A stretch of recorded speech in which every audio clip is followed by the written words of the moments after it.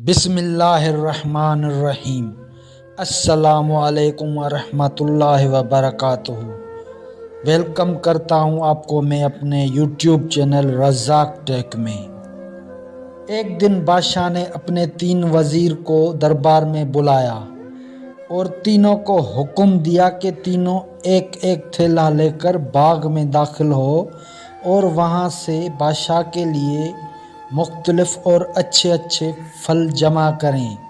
وزیرائے بادشاہ کے اس عجیب حکم پر حیران رہ گئے اور تینوں ایک ایک تھیلا پکڑ کر الگ الگ باغ میں داخل ہو گئے۔ پہلے وزیر نے کوشش کی کہ بادشاہ کے لیے اس کی پسند کے مزیدار اور تازہ پھل جمع کرے اور اس نے کافی محنت کے بعد بہترین اور تازہ پھلوں سے تھیلا بھر لیا۔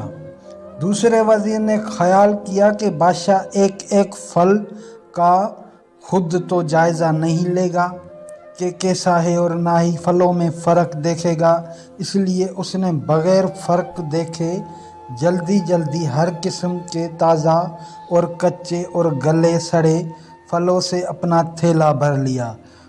اور تیسرے وزیر نے سوچا کہ بادشاہ کی توجہ صرف تھیلے کے بھرنے پر ہوگی، اس کے اندر کیا ہے اسے بادشاہ نہیں دیکھے گا۔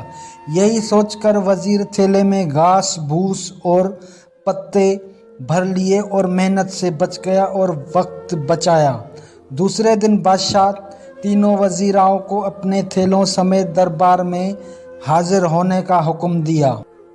ایک دن بادشاہ نے اپنے تینوں وزیراؤں کو اپنے تھیلوں سمیت دربار میں حاضر ہونے کا حکم دیا۔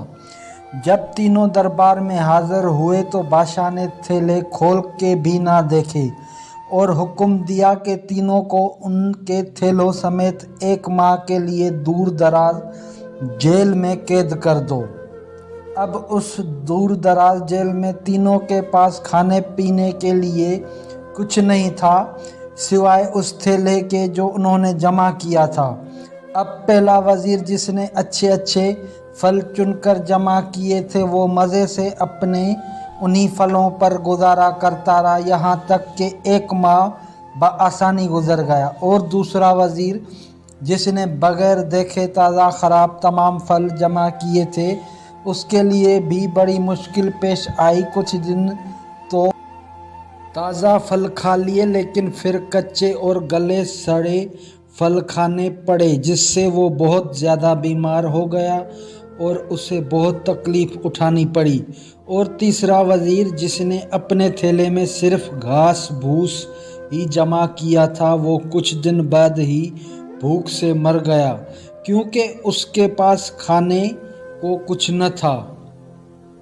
تو دوستو اب آپ اپنے آپ سے پوچھیں آپ کیا جمع کر رہے ہیں؟ آپ اس وقت اس باغ میں ہیں جہاں سے آپ چاہے تو نیک اعمال اپنے لیے جمع کریں اور چاہے تو خراب اعمال، مگر یاد رہے جب بادشاہ کا حکم صادر ہوگا تو آپ اپنی جیل قبر میں ڈال دیے جاؤ گے۔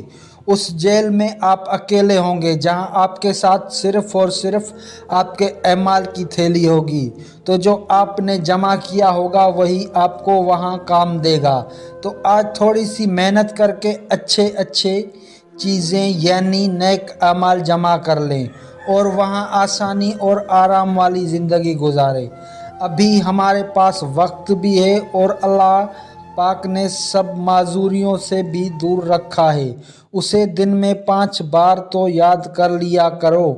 بڑے بڑے اعمال کرنے کی وہ خود ہی توفیق عطا کر دے گا۔ اللہ پاک ہم سب کو سمجھنے کی توفیق عطا فرمائے، آمین ثم آمین۔